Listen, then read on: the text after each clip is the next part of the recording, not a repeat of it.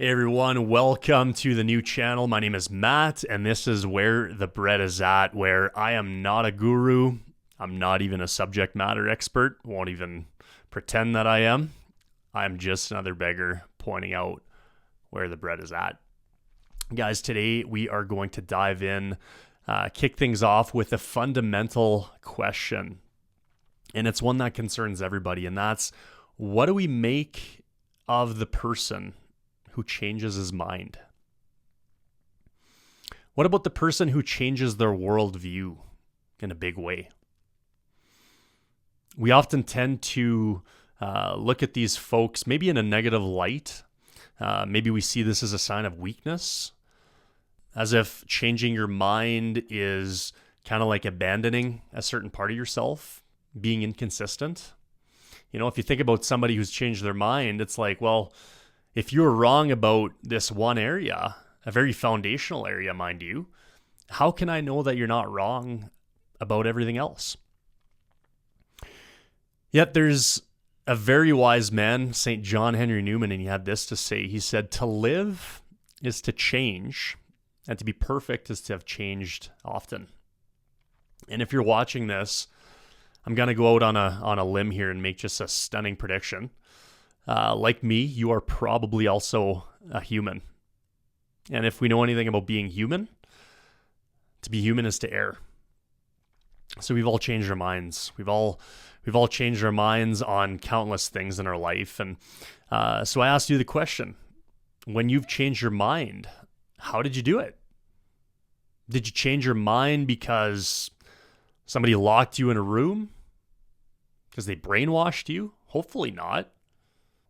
Likely what happened is you started out with a certain amount of information, cards in your hand, so to speak.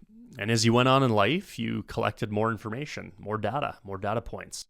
And so ultimately what happened is you eventually had a growing mountain of evidence in your hands that was painting a different picture than the original picture that you'd painted before, your original conclusion. And so you changed your mind. You adjusted your conclusions. And it's usually we do this by degree, and it's so imperceptible that you might not even notice that you're making it. So that you might be voting this way as a young adult, and then you kind of drift where your views change, and all of a sudden you're voting differently in your 40s and 50s. These shifts happen in us. So here's the thing. Before we dive into the big questions of life, which is what we're going to be doing on this channel, the big worldviews, be it atheism, New Age, spirituality, Christianity, whatever you might choose, we have to pause. We got to realize that these are massive undertakings. Critically examining your foundations, it's not a small feat to do. So naturally, before we set out on the journey, we got to check under the hood, so to speak. We got to make sure that if we're going to take this car from Winnipeg all the way to Vancouver, that tool is actually going to get you from here to there. And we do the same thing with our cognitive tools, with our logical skill set. We want to make sure that we're using the best tools that we have at our disposal to arrive at the fairest assessment of reality. And so at this point, I want to get real philosophical, and I want to engage in something called metacognition. Now, that word, metacognition, that word is way too big for me. But I did go to university for 2 years, and I do not have a degree on my wall. So dang it, I'm going to use these big fancy words because I want to. So metacognition, what does it mean? It means thinking about thinking. If we're going to engage in this discipline of thinking hard and rigorously about the big questions of life, we should honestly think about how we're going to go about doing that. And we want our method to look like that of a skilled investigator, somebody who's looking at the clues and following them wherever they go, wherever they lead. We don't fear the conclusion. We don't fear where the evidence might bring us. It doesn't matter, whether it aligns with our personal pre-existing beliefs or not. And I want to read a quote by C.S. Lewis at this point. If you are an honest man, you are, of course, absolutely pledged to follow the argument wherever it may lead. When you've found a way of thinking which seems to you to represent the truth, you must embrace it. And so to maintain this posture of humility before the truth, what we need to do is we need to be aware of and deliberately avoid the flaws that can derail this investigation. So as I carry on this channel and I make more videos and we're looking at worldviews, or we're looking for arguments for the Christian worldview, arguments for God, against God, etc., I want you guys to be on the lookout for these 5 logical fallacies. We want to be aware of them so that we can avoid them in the future. So let's dive in. These are 5 subtle flaws that could be sabotaging your search for the truth. So subtle flaw number 1. Subtle flaw number 1 says, I'm going to seek for proofs, not truths. Okay? It's a very sneaky thing that happens, but it happens way too often. And that is starting with the conclusion and then looking to stack a bunch of proofs together instead of truths. We do it subtly. We decide what we want to be true, and then we spend all of our effort collecting data just to prop up our own position. You've probably heard the saying, begin with the end in mind. That's a great line if you're a valedictorian giving a high school graduation speech. Not such a great approach when you're trying to figure out what reality is. Because it's not an honest way of getting to the truth. And so at this point, I want to look at the Greek roots of a very common word, and that word is philosophy. So the Greek literally means the love of wisdom, right? Philo, the love, Sophia, wisdom. So the love of wisdom. And this is a beautiful thing. This is what we should want to do. But the problem is that we often don't actually engage in philosophia. We engage in a lesser known term, which is philodia. Philo, love, audia, auto, the love of self, basically. And more specifically, the love of my own opinion, my intellectual pride. So in philodia, you're not looking for wisdom. You're looking for confirmation of what you already believe. It's that whole confirmation bias thing. So truth has to be the destination, guys.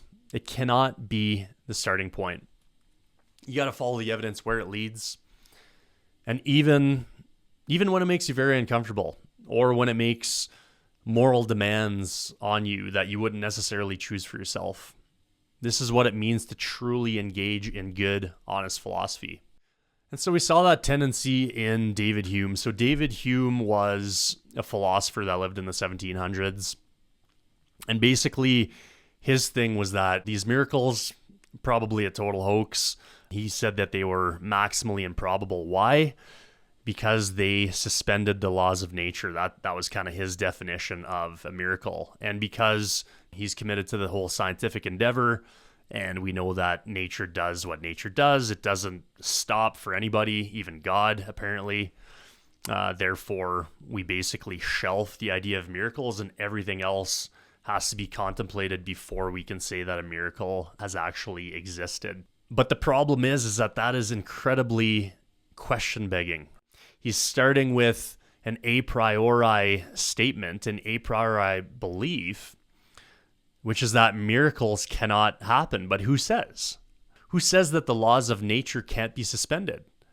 Also, who says that miracles cannot work with the laws of nature? Who says? And that is exactly the point. How do we know? Do not rule it out before you've investigated it. We need to be more rigorous. So we got to be committed to the truth, no matter where it goes, no matter what your personal, your current personal opinions are, no matter how near and dear to your heart that they might be to us. You have to search the truth for truth's sake. Engage in pure philosophy, the love of wisdom for wisdom's sake. Subtle flaw number 2, ruling out the incredible. So here's the deal. And this is something that I've been thinking about for a while. Every single worldview has to believe in something crazy or incredible, okay? If you're an atheist, he believes that his entire universe exploded into existence from absolutely nothing. And it did that without cause, because there's no God, so it was done without cause. That is an incredible claim. That is a crazy claim. If you're a Christian, you believe that the resurrected God is none other than Jesus Christ, who rose from the dead. That is an incredible claim as well. So here's the thing, guys. The crux of the matter is not whether you believe crazy things or not, incredible things or not. Guys, it's whether that crazy thing is true. We have to be open to following the evidence no matter where it leads, even if it seems unbelievable, even if the destination seems unbelievable. Modern new atheists, right? You got the new atheist movement. They repeat this fallacy. We can't believe in crazy things and crazy fairy tales, Richard Dawkins tells us. He basically classifies anything as supernatural as maximally improbable, the same way David Hume did in the 1700s. But the atheists, I do have to commend them because they're committed to that. They do believe in some pretty crazy things, but they're at least committed to it. I do also want to look at a more nuanced position, which is that of the agnostic. So basically, the agnostic is the person who says, I honestly don't know. I don't know what I don't know. And I'm going to intentionally choose not to choose. And by doing this, obviously I'm kind of assuming a lot here, but there's potentially this thinking that, I'm kind of a neutral ground. I'm not going to go too extreme. I'm just going to assume that we can't know and hope for the best. But the problem is that choosing not to choose, you need to realize that is making a choice. It is not, there is no such thing as a neutral, uncommitted viewpoint in life. We are in this life, we are in this world, and there are ramifications to the things we believe. The things we believe affect how we act. How we act determines the life that we're going to live. So not making a choice, guys, is making a choice. And the crazy part about that, we talked about every belief system has a little bit of craziness to it. The crazy part about the agnostic position, if you're going to adopt this and kind of entrench yourself in this position, is that you are seriously outweighed by history. It's not a big surprise that most of human civilization, probably, 95% of people who've ever lived, have believed in the supernatural. Objective moral truths. The fact that what you do on this earth, in your earthly life, matters in this life and in the life thereafter. And the agnostic, he sees this, he understands that this has been the case, and he chooses to ignore it and simply hope for the best. And I'm going to say this is foolish. And so I ask the question, why do we feel so comfortable taking these positions that are honestly the minority position if we were to look at all of human history? Why are we so comfortable being the outliers? You know, we look around and we see a lot of very educated people, university professors that are agnostics, that are atheists. And so I guess we say, you know what? I'm in good company. There's really smart people that adopt this position, so it can't be that bad, right? And I'm going to say that we are often, in this situation, we are being victims of what C.S. Lewis called chronological snobbery. And I love this term, which is basically assuming that because we are technically more advanced chronologically, naturally, that we are more enlightened. We assume that the folks who lived a long time ago, the ones that built cathedrals, founded universities, that they were unenlightened. We think we know better. We've got science on our side. We've got scientific discoveries. We have to question that logic. We have to question the whole premise of we're smarter, we're more enlightened. Through the age of science, we've figured out all these questions of life. They were in the dark ages. They didn't know any better. They did their best. But ultimately, they didn't have a clue. And so that's why they invented God. We don't need God anymore. God is dead. And so by virtue, of our position in history, our position chronologically in history, we think we're superior. So I'm going to say it's the agnostic dilemma, which is by not making a choice, you are in fact making a choice. And so I want you to imagine this. Imagine you're on a plane, right? And all of a sudden it comes over the loudspeakers that you guys are going to have to jump. The plane, something's gone terribly wrong. Everybody needs to throw on their parachutes and we're going to make an evacuation. So everybody is, frantically throwing their parachute on. And you decide, I think I know better. I'm good. So you choose to be passive. So the agnostic is basically betting against the crowd. And that's fine. There's certainly a time and a place for that. And I'm not saying that you follow the crowd and that's the only thing you do. But it should give you pause when the vast majority of people that have ever walked this earth kind of have that spidey sense that we're not alone. We came from somewheres. Life has a purpose.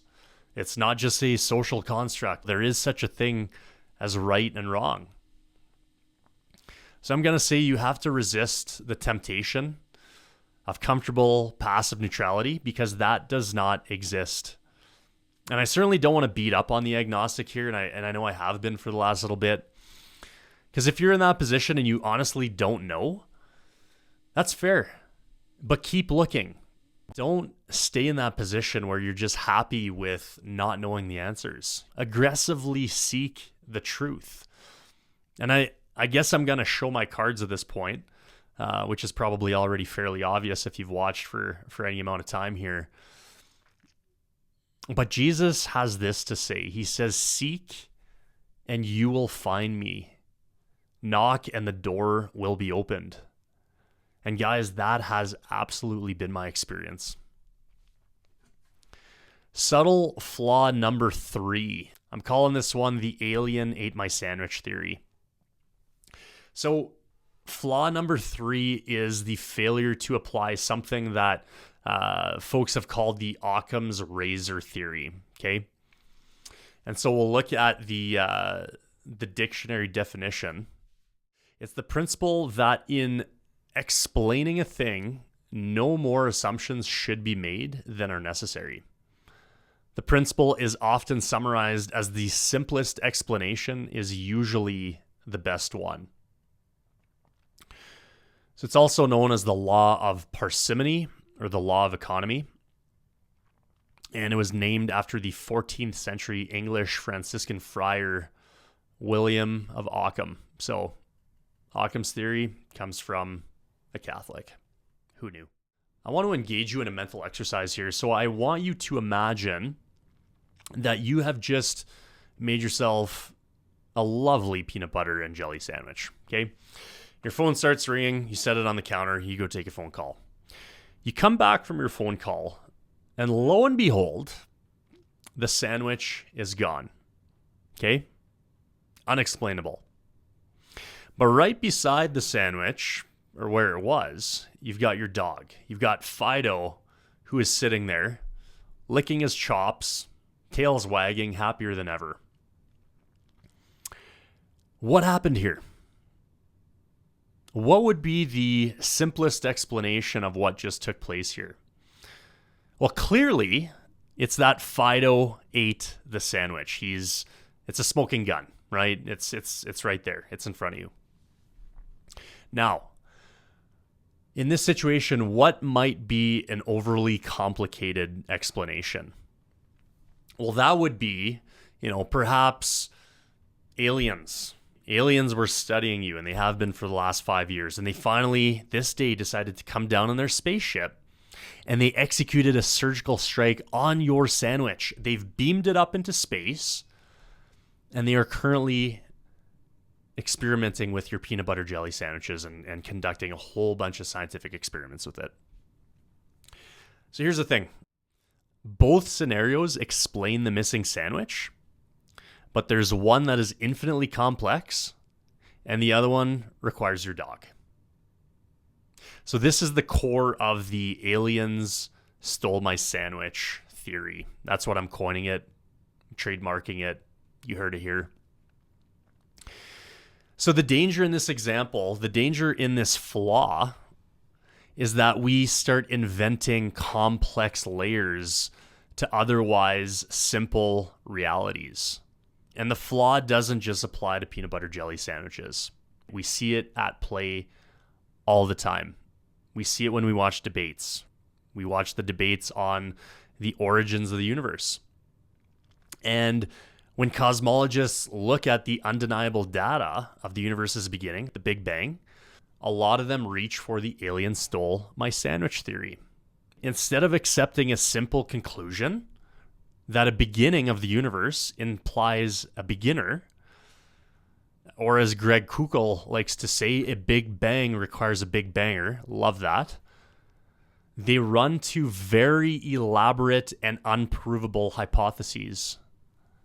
So I actually, at this point, I want to watch a John Lennox clip because I think it makes this point very well. So we got John Lennox, who is basically engaging with Stephen Hawking. Stephen Hawking wrote a book called The Grand Design.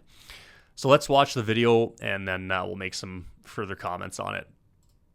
I'm interested in truth. Was there a creator or was there not a creator? Now, I know this is a popular view today because Hawking popularized it. There's no need for a creator. There's nothing for a creator to do. But I've analyzed his arguments very carefully. In fact, I've written a book about them called God and Stephen Hawking. And his method of getting rid of a creator, to my mind, does not work at all. Because what he does, and others do the same thing, like Lawrence Krauss of Arizona State University, they talk about the universe. Well, let me quote Hawking to you. He says, because there is a law such as gravity, the universe can and will create itself from nothing. Now, when I first read that, and that's the key statement in the book by Hawking and Mlodinow, The Grand Design, that's the key statement, I was staggered because it's self-contradictory to start with. Because the law of gravity exists, the universe can and will create itself out of nothing. Here's the thing, guys. If anybody else other than a genius, which Stephen Hawking was a genius, had said this, we would have laughed him out of the room. We would have told him to go home, you're drunk. That statement is absolutely nonsensical. But because it's Stephen Hawking who said this, you know, it's one of these situations where the emperor has no clothes and nobody is willing to say it. But here I am, along with John Lennox and others, to call it out. In that case, Stephen Hawking had no clothes. Because that is a ludicrous statement, and we cannot follow illogical statements like that, especially on these big questions. You need a better, more robust explanation than because gravity exists, the universe can and will create itself out of nothing. It's nonsense. Also, I apologize for that mental image. Let's move on. Subtle flaw number 4, failing to hear the other side's argument. So there's a passage in scripture that says, the first person to talk seems right until he's cross-examined. And here's the thing, guys. In our modern age, our attention span is falling off a cliff, honestly. We are scrolling ourselves into ADHD, essentially, is what's going on. We have no attention span to pay attention to the first argument, never mind the second argument. And this is a problem for us. The also unique problem that faces us in our modern day is the fact that if you believe any crazy thing, you will find a support group for yourself. You will find somebody that is there to pat you on the back saying, good job, enlightened one, you have reached the pinnacle of the truth. Now, the problem with these, and we call these echo chambers, the problem with these is they're really good for making you feel good about yourself, good for your self-esteem, not so good, it turns out, to get to the bottom of reality, to the bottom of what is the truth. Because you're basically just hearing, again, that whole confirmation bias, people agreeing with you left, right, and center, even if your views are terribly, terribly misled. So this leads us to one of the pitfalls, and it's this whole thing of straw man fallacies. And there's a lot of folks that'll do this in debates where they take, a weaker version of the opponent's position, and they'll use that to attack because it's a lot easier to knock it down. And so I'll give you one example. I've been watching a lot of debates between Protestants and Catholics, and one, very easy straw man of the Catholic faith is, oh, well, you guys worship Mary. Clearly that's wrong. Clearly anybody who's actually worshiping Mary, that would be a sin, and definitely goes against the Catholic faith, the Catholic catechism. So as a Catholic, you would say, of course you don't worship Mary. There's veneration, there is honor that is due to folks that are saints in heaven. But ultimately, no, nobody is there worshiping Mary as God. So that would be a straw man argument that gets used against Catholics all the time. So what we actually have to do is something called steel manning. And so instead of the straw man, you're building a steel man.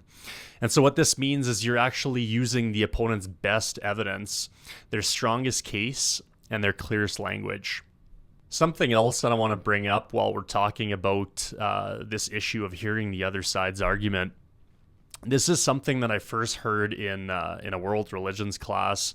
I had a professor, his name was Dr. Kleimenhaga, and he taught something that when I first heard it was actually kind of controversial, and I wasn't sure if I agreed with it.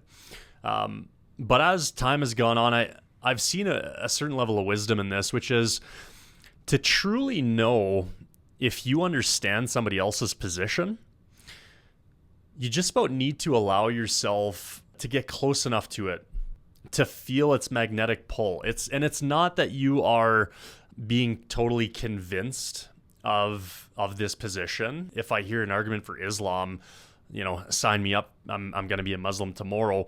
That's not the point. The point is you need to at least kind of understand at a gut level why somebody would want to follow this path in the first place. You need to allow yourself to feel a little bit of that gravitational pull.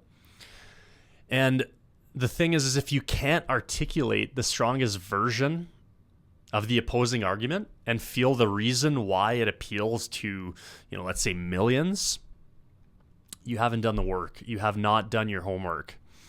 And likely what you've done is you've been erecting straw men. Because here's the deal. We can absolutely shape arguments in such a way that they prove multiple contradictory points.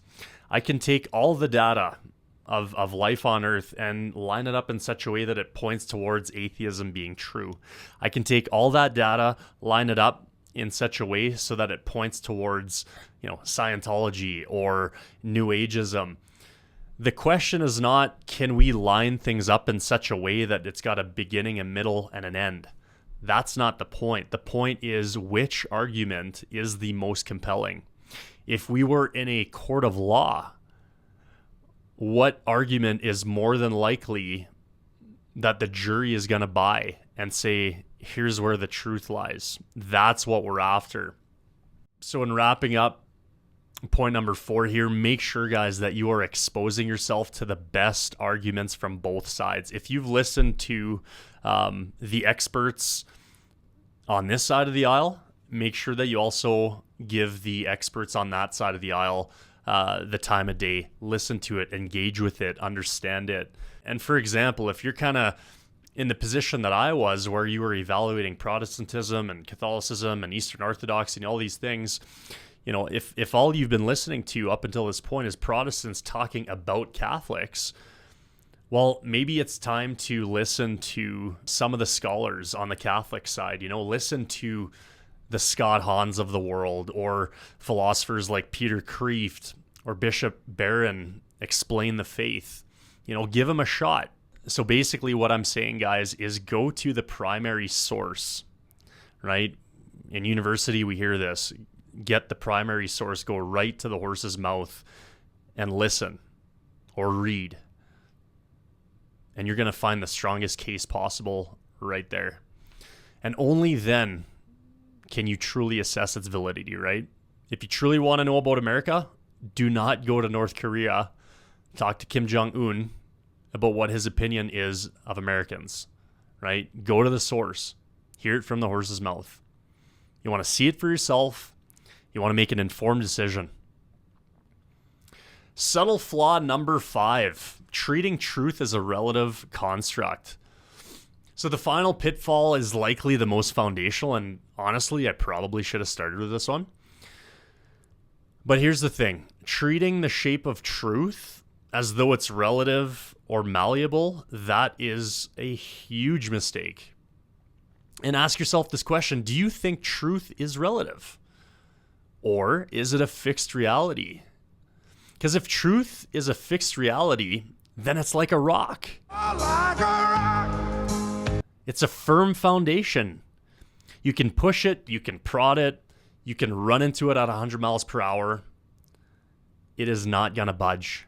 And honestly, this brings me a lot of peace. We need to know that we can pick apart our beliefs and the truth will not fall down. When you run into a brick wall, the brick wall does not change. You change. But here's the thing. Unfortunately, you will find a ton of university professors teaching that truth is relative, right? And they argue that truth, that morality is just a social construct. We hear it everywhere. It's that popular argument of what's true for you is true for you. Or you've got the other common phrase, which is, my truth. You got folks on talk shows, this is my truth. I found my truth. Maybe that's your truth. The problem with that is it's a nice sentiment. It feels good in a pluralistic world to say, what's true for you is true for you, and this is true for me. The problem is when the rubber hits the road, it is absolute garbage. It is nonsense. It does not work. I'll give you a practical example. What if my truth is that red lights mean go? What if my truth is that 2 + 2 = 5? Or how about this one? What if my truth is that your car actually belongs to me, regardless of the title or the law? What if my truth is that we should rob little old ladies and that's not a problem at all? How's that going to go for me? Likely not well, because the law and morality, they depend on fixed objective truth that robbery is foundationally wrong, regardless of how I subjectively feel. That same professor who teaches about subjective truth, he leaves the classroom at the end of the day, he walks to the parking lot, and suddenly his relativistic worldview, it vanishes. He starts abiding by the laws of physics and math. When he's driving down the road, he sees a red light and he stops. Because relative truth only makes sense in a textbook, not in the real world. And the last part, and this is the great irony, is that all truth is relative. That is a circular argument. It's self-refuting. It's like if all truth is relative, then that truth must be relative as well. It defeats itself. It literally knocks itself over before it even gets off the ground. And so, guys, truth is real. I'm happy to say it. There's a right answer, and there are absolutely multiple wrong answers. 2 + 2 = 4. There's only one right answer, and there's a lot of bad answers. Unfortunately, that makes people uncomfortable. We live in a pluralistic world where we like to feel, everybody likes to feel good, and, we all get first place ribbons and everything, and we're all right and we're all special. That might be a depressing thought to think, man, I could be wrong, like foundationally very wrong on some very basic beliefs. But ultimately, it should also give us hope, because that means that if truth is out there, then that means that truth can be found. It's an anchor that we can tie our boat to, a firm foundation in a very hectic and confused world. And amen to that. So guys, I want to finish with this. When we look at popular media and we see guys like Joe Rogan, Russell Brand, Jordan Peterson that are examining really the foundations of our beliefs, and they're asking those probing questions and honestly trying to get to the bottom of it, there's a reason why those things are happening right now. We are the most entertained society that has ever lived. And that is not enough. Man shall not live by entertainment alone. Man shall not live by whatever makes him happy that day. There's more to it. And I'm telling you, there is absolutely more.